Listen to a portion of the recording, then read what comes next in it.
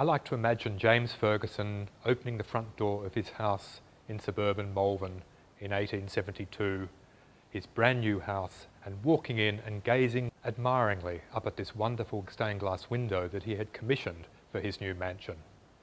Every night when James came home, it told him that he was a successful businessman, a member of Parliament, that like so many men who had arrived with not much in the 1850s, he had made it in Gold Rush, Victoria.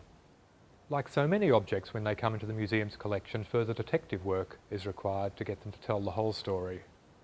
When the museum acquired this window, it in fact came out of a 1960s suburban house in Melbourne, not out of its original mansion.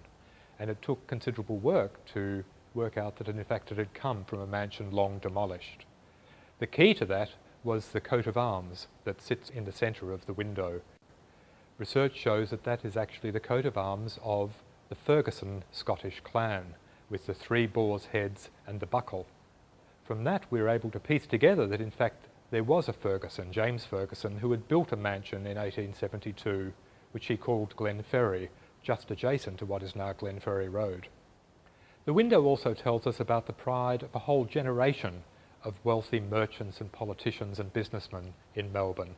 After 20 years since the discovery of gold and the establishment of the colony of Victoria, they could now look back on their achievements. And all the panels here on the window depict the shipping, the farming, the mining, the agriculture and the industry that had transformed Melbourne in those 20 years. The window was made by a local stained glass manufacturers, Ferguson Urie in North Melbourne, but we think they've actually incorporated images that have been brought from England, because many of the scenes look rather more English than they do Victorian. The people gathering hay look like they're doing it in Hampshire rather than the Western District, and the sheep down the bottom corner look rather more like they're the Sussex Downs than they are Gippsland. But at the pride of place up the top of the window is the Australian colonial coat of arms. So this was an English and a Victorian window at one and the same time.